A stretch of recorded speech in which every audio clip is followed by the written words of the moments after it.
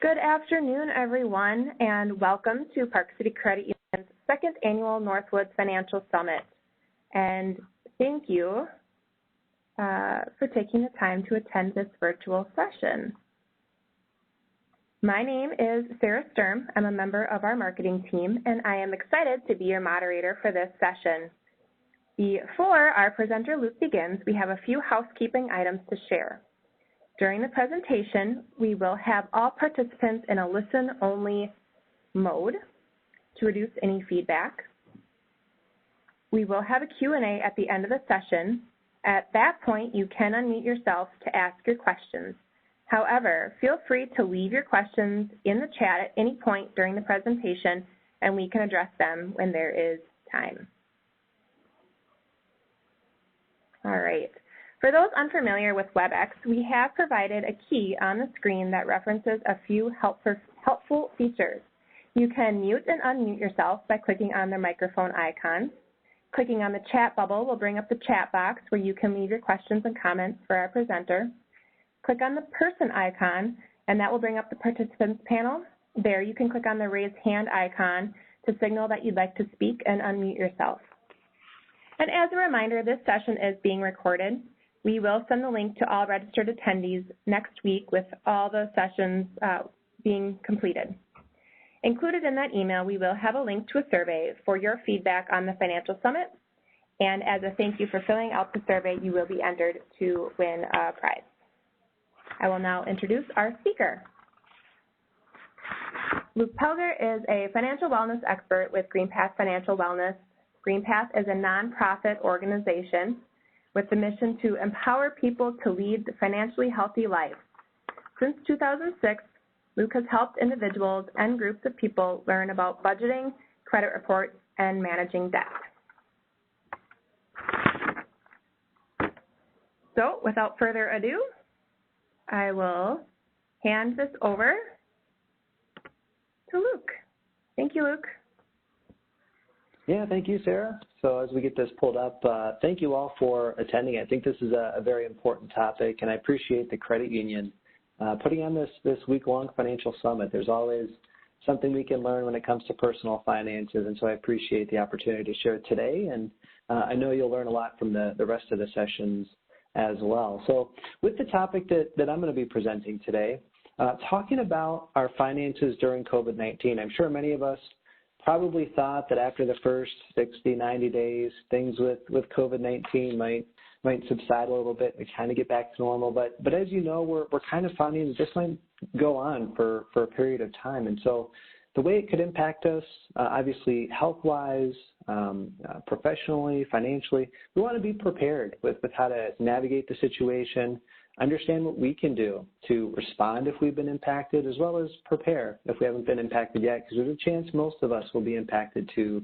some degree. And as I present this information today, something to keep in mind is I'm going to paint with a very broad brush. The legislation that might be impacting some of the topics that I'll talk about, or some of the resources or solutions that I'll discuss, or options that creditors might provide could change over time. So I'm going to paint with a broad brush today, but it should be enough that you can take that, apply it to your specific situation, and use that as you move forward. So let's jump right in. And if you have questions along the way, feel free to put those into chat. I can certainly track those as we're going, but as Sarah said, we'll have time at the end as well. Just a quick background about GreenPath.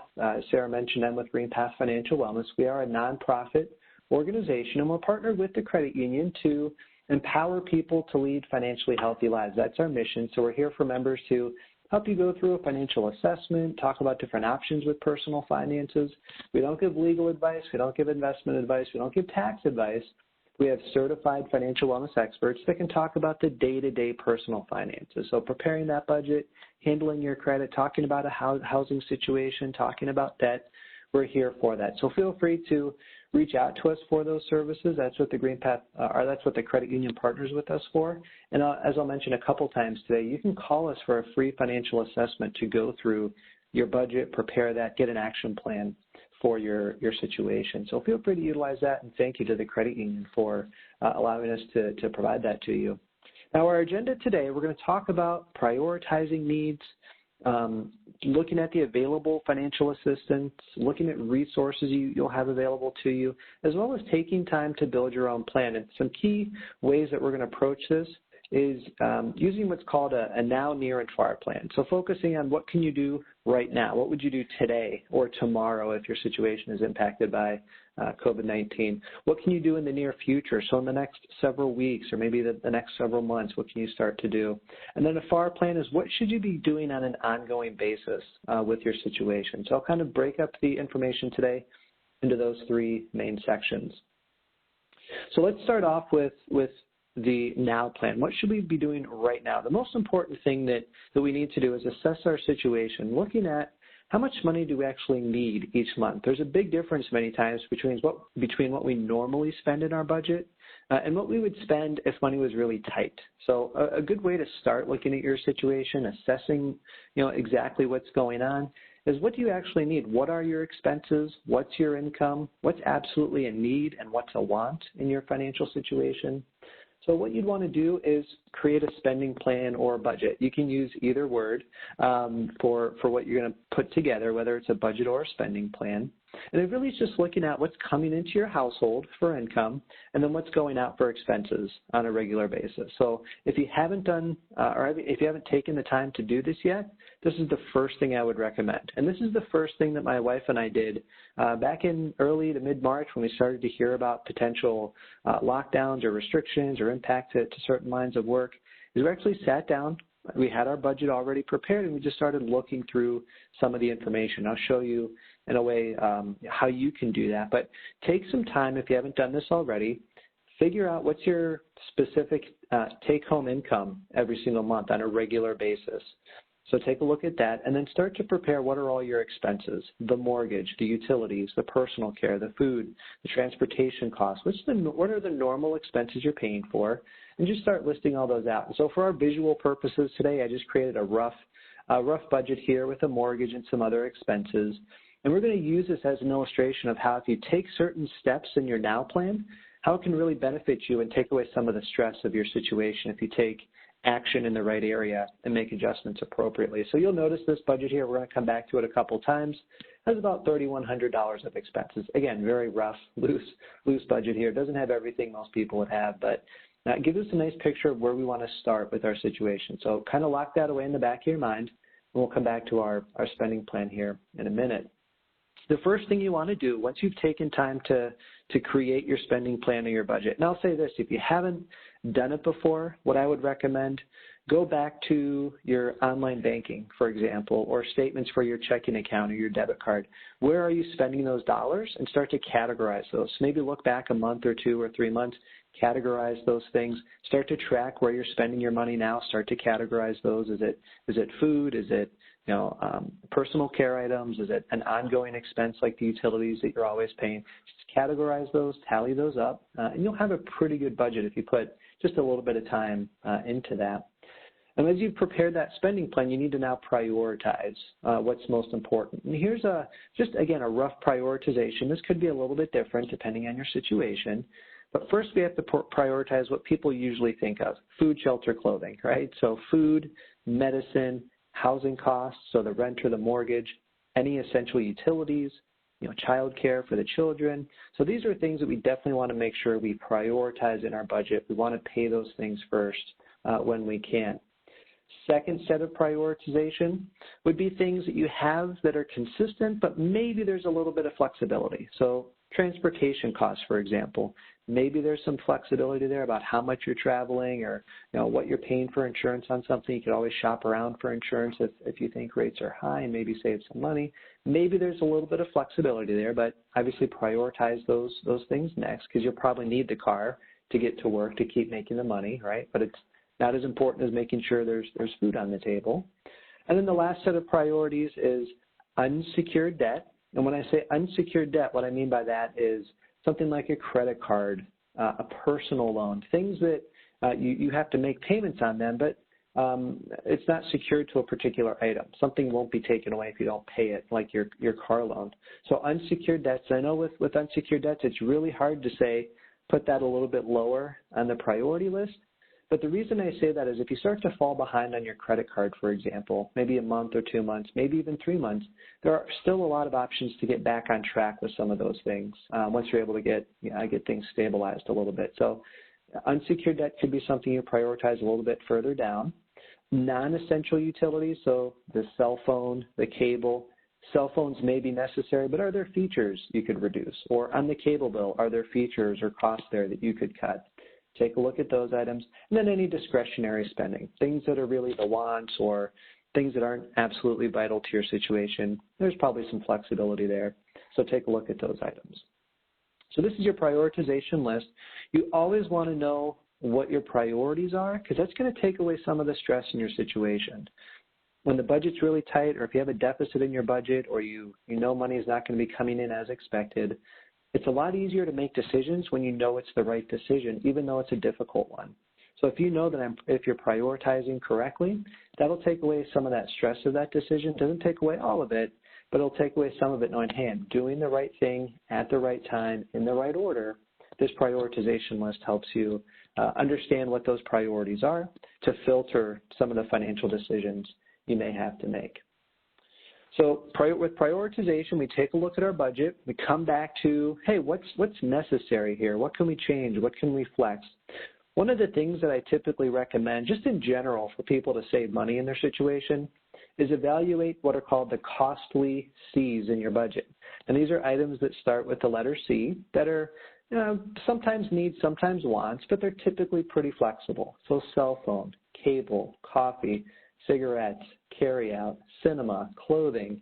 These are things where we're spending money sometimes, again, frequently or infrequently. Sometimes we have to. Sometimes there's some flex there. But sometimes I say, hey, look at your costly C's. Maybe you can save $50 here or $20 there. And over the course of a month, maybe save $50 or $100, right? It's always good to look at those costly C's in a budget. So maybe on the cable and internet, instead of $80, could we cut it down to just the internet and just pay $50 instead of $80? For the food is a necessity, but if we're smart about how we shop and plan our menu as we shop and buy a little bit less, maybe we can save a little bit there. Maybe with the household items, the personal care, the cleaning items, maybe there's a little bit of flexibility there. But a lot of these things aren't going to move the needle when the budget's really tight. If income's been reduced significantly, or if it's a two-income household and one person has been furloughed for a period of time, or they're going to be off for a couple weeks because they've been impacted by COVID, this really isn't going to move the needle in the situation. So it's important to look at your costly C's and some of this disposable income or some of these disposable expenses, you might say. We have to look at the big ticket items first. So I wanted to kind of highlight here, it's always good to look at ways to save money, but let's look at the big ticket items. What should we be doing right now to help our situation? So big ticket items first, our housing situation. So if you're paying a mortgage right now, if you're not able to make that mortgage payment or if money's really tight, contact your servicer and ask for help. There are many ways that they could help you depending on the type of mortgage it is, depending on where you're at in the process. They may be able to suspend or reduce payments for a period of time. And depending on the type of mortgage, in some cases up to 12 months, they may be able to reduce or suspend those payments. So if you're in a situation where the budget's really, really tight, call your servicer and say, hey, can I get some relief and what can my options be here in this situation? So ask your servicer on your mortgage what's available there, because if maybe they can give you 6 months of relief or 12 months of suspended payments. That's really going to make a big difference. We'll see how that plays out in the long run. So even though housing is a priority, there's a lot of flexibility here too, right? It may give you a little bit of relief for a few months to figure out the rest of your situation and then get back on track with your mortgage payments. You will have to obviously pay what you owe through this process, but there's some flexibility here with when the payments are going to be due on the mortgage. So take a look at that. If you have federal student loans, on federal student loans, there's been a stop put on payments through December 31st, 2020, so it's not required for most federal student loans that you have to pay. So you could suspend those payments. The interest rate has been set to 0 on all those loans, so you wouldn't have to pay interest on those. So if student loans, federal student loans, are something that are causing difficulty for you, you can stop making those payments up through the end of the year. And that was actually originally set to end at the end of September. and it's been extended through December. Now, again, we don't know if that'll be extended again, but at least through the end of the year, that's been suspended. If you made a payment after March 13th of 2020, you can actually ask for a refund on those federal student loans. So take a look at that if you need those dollars sent back to you in order to maybe handle some other higher priority expenses. And then you can figure out, as student loan repayments come back, what's going to be your plan to start working on those again. If you have private student loans, there's not going to be this option here for suspended payments through the end of the year, but they may have flexibility there for deferment or forbearance on the private student loan. So contact those servicers too if those are in need.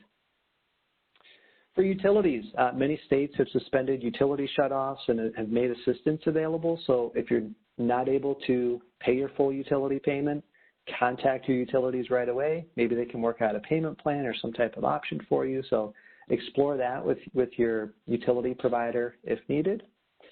And then on credit cards, unsecured loans, contact those creditors too. Similar to the mortgage, they could potentially suspend payments, reduce payments, lower the interest rate, work out a payment plan if you're impacted by COVID-19. So contact those servicers for credit cards, unsecured loans, and see what they're able to do for you. Credit's an important tool, and so it's something that could be used in emergencies like this pandemic, where if income is impacted, but you don't want to depend on these lines of credit through this time. So make sure you do have a plan to pay these back. So if you need help reducing or suspending the payment, contact the servicer.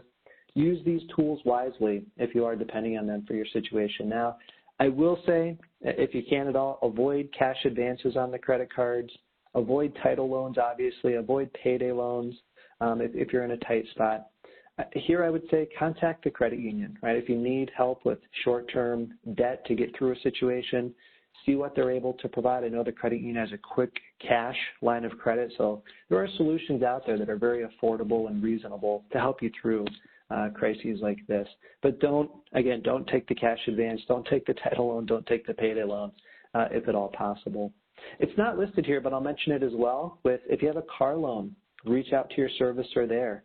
Ask for payment deferment, and they may be able to give you some relief on car payments as well. So in general, the general rule here is on anything where you owe payments, if you're not able to make that full payment today, contact them right away and ask what options are available to me.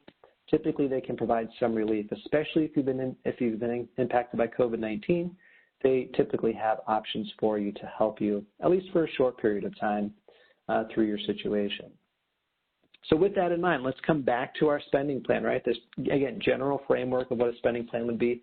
Yeah, maybe we could cut a few expenses here and save $50 or $100, but that's really not going to make a ton of difference here in our situation. But what if we just took the advice I gave about these big ticket items, the mortgage, the student loan, the car payment? How does that change the situation overall? Well, let's contact those servicers, see what they're able to do. Well, let's say the mortgage company said, hey, 6 months, we're going to suspend your payments, and then we'll get a plan worked out for you after that. The car loan servicer, hey, no payments for 2 months. The student loan, no payments through the end of the year. So let's just check those off the budget or the spending plan. Well, now our total expenses for the month are under $1,200.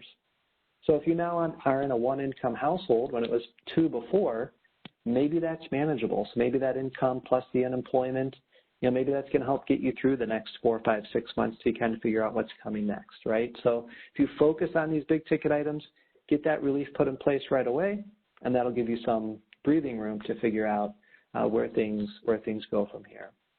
So moral of the story with the last couple minutes of what I just shared, contact your servicers if you can't make the full payments. Seek out that help from them. Make sure you're doing everything you can to alleviate some of that stress on the budget. And as you can see, that can really change what your spending plan looks like and give you a little bit more flexibility to see where you go from here. So the now plan, you got to create your spending plan. You got to know what's coming in. You got to know what's going out. You have to know who to contact, right, when the situation changes. So the spending plan tells you who I need to reach out to if I'm not able to make that payment. You've got all that listed down in your spending plan. Secondly, prioritize everything, right? Make sure you have your priorities set. Third, contact your servicers and creditors, right? Take reach out, take those items of relief that they provide. And then also notate any terms of relief that they provide so that you can keep clear when you're going to have to go back to making those payments. So maybe the mortgage is 6 months, the car loan is 2 months, the student loan is through the end of the year. You're going to have to know when you have to start making those payments again. So just notate for yourself what the terms are, what the relief is, maybe get something in writing from each of those servicers so it's clearly laid out. But have that plan set and work with that moving forward. Now, so that's the now, right? What are you going to do today, right, if you're not able to cover everything? That moves us into the near plan, right? So let's start looking at some of the resources we should be utilizing with our situation. First, as I mentioned with the introduction, GreenPath is here as a nonprofit organization because of the credit union's partnership with us. We can provide a free financial assessment. You give us a call, we go through your spending plan. We actually create that with you in detail. We talk about what the situation is, what's happening in the situation now, and we can develop an action plan for you. So we can help you develop some of that now and near plan. Hey, prioritize this, make these changes to the budget, contact these servicers or these creditors, ask for these types of relief. So we can actually walk you through your specifics if you need that. So feel free to take advantage of that. Again, it's a free and confidential financial assessment, and we give you that budget, we give you that action plan to utilize going forward. So you can call without having to even pay for anything with that financial assessment. We give it all to you and use that as your game plan going forward. Some other resources, United Way's 211 line. You can call this number. You can also go to their website. There's a searchable database. They have information for employment, utility, food, transportation services. So they can look, locally here in Wisconsin, what are some agencies or organizations or nonprofits local to you that could support you in different areas? So reach out to United Way's 211 line if you need help with, again, employment, utility, food, or even transportation services.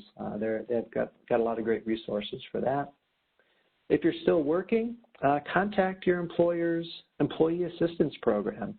They may have services for mental health counseling, maybe even medical and health services. They may have some benefits there that could be provided, potentially basic legal services. So contact your EAP at work if you're still working and see what resources they can provide if needed. I also recommend the Consumer Financial Protection Bureau. You can go to their website, so just type in an internet search, Consumer Financial Protection Bureau. They have a whole section on protecting your finances during the COVID-19 and coronavirus pandemic. This provides all the detail of many of the basics that I've just laid out today. They can give you all the specifics through their website if you want to go a little bit deeper. A couple other resources not listed here, but I think are important to mention. Seek out help from friends and family, your closest circle of people to you. If you do need help, it's okay to ask for help. You're not alone in this, and so ask friends and family. If you're part of a religious community, you can ask for help there as well. So seek out help. And also, as you're able, provide help to those, your friends and family, as well as your religious community as well. If you have that capacity, do know that people are in need right now, and you can be a part of the help that they receive. So seek out help, but also provide help where you're able. And we know earlier this year there was the stimulus payments that went out to most families. If you haven't received that yet, you should be doing some research to find out why you didn't receive it. So maybe there's an issue with the receipt of that payment. I know for some people they're expecting a check or deposit to their checking or savings account, but sometimes that stimulus actually came on a debit card. So kind of look through if you haven't received that stimulus payment yet, what's the issue with that. If you still have funds that were received there and you haven't spent them yet, start to think about how you want to use that stimulus money. Do you need to keep holding on to it? Are you okay to spend it depending on the flexibility of your situation? So just be smart about how to utilize those funds. As far as a second stimulus, no one really knows if that's going to be happening. There certainly have been discussions, but nothing has transpired recently. So just be mindful of there may or may not be a second stimulus. If you still have funds from the first stimulus that aren't used, just be smart about what you do with those. We'll talk about your FAR plan of how you start to prepare looking forward and what you can do with the stimulus money as well as maybe any other assets or savings that you do have. If you lose your job as a result of COVID-19 or any other reason, seek out unemployment assistance, obviously. Apply with the state for that. Read an article just in the last week, calls to the Wisconsin unemployment line haven't been managed very well, if we want to say that. 93% of the calls that they received over a recent period of time were either busy or either busy or blocked. So 93% of the calls that went through. So it could be very frustrating. Keep following through with this unemployment process. Stick with it. If you can file online, I recommend filing online. But it could be a long process in some cases. So just keep that in mind and try and work through that as best you can. There is also, in result to the pandemic specifically, pandemic unemployment assistance. This is for people that typically don't apply, what's the word I'm looking for? People that don't typically qualify for the unemployment insurance. So these would be self-employed individuals, independent contractors, gig workers. They may not be eligible typically or qualify typically for unemployment insurance, but they are able to get assistance through the pandemic unemployment assistance plan. So that could be sought out for, again, self-employed folks, independent contractors, et cetera. So take a look at that if that's required. And so your NEAR plan is utilizing your resources, right? It's taking a look at, what's in my sphere of impact here, where I could get some help if I need it now or in the near future. Also, take some time to evaluate your income stability, right? We've been through at least 6 months now of the pandemic. Is it impacting your work or your spouse's work or your family situation? Is it going to in the near future? What are the chances of that happening? You're going to want to start to kind of evaluate that a little bit more to see what, as you start to build your FAR plan, are you going to have to be a little more conservative with how you handle the money, or can you be a little more aggressive with some of the things that you do? That will certainly be understood on a case-by-case basis. But just understanding the stability there will help you figure out what choices do you want to make as you move forward on your FAR plan. As you look at your situation moving ahead, right, if there's still an income shortfall for your situation, what are some of the options you have available to you? Well, first, you could draw on liquid assets, right? So if you have a savings account that was for a rainy day, this is exactly the time you'd want to start to consider using those funds. But do it with a plan. Make sure that if you're going to be using those assets to cover payments on the mortgage or the car or other debts or just cover daily expenses, know that if you use those funds, there's going to be a plan where you don't have to keep using those funds over the next few months or in the near future. That'll stop and you can start to rebuild that again. You don't want to be making payments on things if you don't have a plan of actually being able to pay them or afford them going forward. So make sure you're smart about drawing on those assets if you have them. Where possible, make sure that you avoid using any of your retirement assets. If you can avoid at all possible taking from a retirement fund, do so, right? Because there are penalties, potentially tax consequences for withdrawing from a retirement fund early if you're not eligible to withdraw those funds yet. So be very wary of using any retirement funds unless it's absolutely necessary. When I say absolutely necessary, typically what I mean there is you're going to lose your home or you're on the verge of bankruptcy, right? So in those cases, you should be looking at all your options, seeking out a lot of counsel and advice and figuring out what's the best next step. So if you're at that point of thinking of drawing on retirement funds, you should be getting a ton of information on what's the best choice next. So try and avoid using those retirement assets unless it's an absolute emergency in your situation. If you're still working, think about changing deductions, whether it's deductions for taxes or deductions for contributions to retirement, for example. So let's say you're saving 10% for retirement right now at work. Could you scale that back to 5% or even just stop it altogether just for a short period of time so that you're getting those dollars today, you can save them, and you can use them if necessary, and then get back to contributing to retirement later on once things stabilize. So consider changing some deductions if that's appropriate.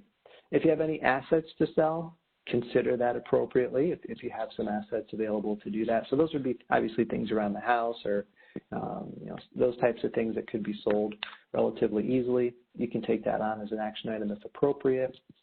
Again, as I mentioned before, if you need to take on short-term debt, talk to the credit union about that. See what loan products they have, see what the terms are. Credit union is going to be the best place to start there for a reasonable rate, and make sure that if you do take on short-term debt, it's appropriate to you, and we'll actually solve the situation going forward. And if you have a home and have some equity, you could look at potentially a home equity line of credit or a home equity loan. So again, talk to the credit union about those solutions.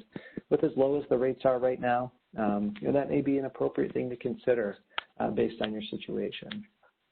With all these options that I've just mentioned, so again, this is if there's an income shortfall, you're trying to kind of stabilize things, make sure everything's covered going forward. Just take caution with all those options. There are pros and cons to all of them, right? So each option is going to come with a different set of costs, different variables are going to be involved. You might have to pay interest, varying interest rates on what type of option you're pursuing. There might be a transactional cost, for the type of loan you might be getting, like a home equity loan, line of credit refinancing. There might be costs there. You could also be saving a lot of money or utilizing that equity in a smart way. So just understand the pros and cons of those options. Make sure it's a good fit for your situation overall. And how do you know if that's a good fit? Well, we go back to step one. What does your spending plan look like? How does that spending plan play out, as you're adjusting for what's coming ahead? You'll know if that's the right fit or not if you know the numbers in your spending plan. So just take caution. Understand the pros and cons of each option as you pursue them. And so seek out good information from people that can help you with that. As we start to look ahead in our FAR plan, you're gonna have to put an action plan into place going forward. Now, the neat thing about the FAR plan is if we're in a position where we're not under stress, we can make these decisions with a clear mind. So ideally, you want to be setting up your FAR plan when you're not under the stress of the changing of income or expenses or those sorts of things. You're kind of looking ahead with a clear mind and making appropriate action steps for yourself. So first, continue to prioritize expenses and know what you need. Creating your spending plan, tracking your spending plan, it's not something that you do once and you're done with it. You should be doing it on an ongoing basis. So every month, every quarter, every 6 months, make sure you're checking in on your budget, where you're at, and how things are going. With loans and other debts, maintain the payments, so keep making the minimum payments at the very least if you're able to. And if you're not able to, seek out some options, right? So it could be, options with, refinancing or consolidating, or even looking at a debt management plan, which is something we do here at GreenPath and we help credit union members with. Whatever the options are, just make sure you have a good long-term solution for handling your debt. So talk to the credit union, talk to the credit union's partners to figure out what are good solutions here for maintaining these debts long-term. Third, keep evaluating your finances. So as I mentioned before, coming back to, knowing your spending plan periodically, keep evaluating the stability of your income. Sit down with your budget periodically with your spouse or partner or friend or family member. Talk through the numbers a little bit, just so you stay aware of what's happening within your particular budget. As things change, make adjustments with your budget. So that's going to be important. And it doesn't have to take a lot of work. Once you've done this a couple times, your review of your budget could take 10 minutes, once a month, right? You just kind of start to know what's there, take a glance at it, make sure you check all the boxes of everything's what you expect, and then you can move forward. But keep taking some time to evaluate how you're doing with that. And then lastly, be proactive. So the way I like to express this is one of the best times to set up an account to save for holiday spending is right after the holidays ended, right? So in January of every year, you talk to people, we spent so much money over the holidays. Hey, right now, set up a savings account there at the credit union and start saving for the holidays that are coming up now this year, right? Because the awareness of that situation is very high. So if you can be proactive, start making adjustments now that's going to help you in the future. Well, what are we in right now? We're coming through the stress and the strain of this pandemic. Our awareness is heightened in a lot of different ways. So start being proactive financially, physically, whatever you need to consider there. Be proactive in these areas. And so for me, it's heightened my awareness of, am I saving enough for the unexpected? And so we're looking at that here personally in my household. be proactive yourself. Start considering, what do I need to be a little more aware of, and be proactive about my personal finances. Some of that will jump out to you. It may be obvious, or it may just come up over time as you start thinking about it more and more. So keep saving for the unexpected, keep preparing, keep setting your plan and adjusting your plan as things change over time.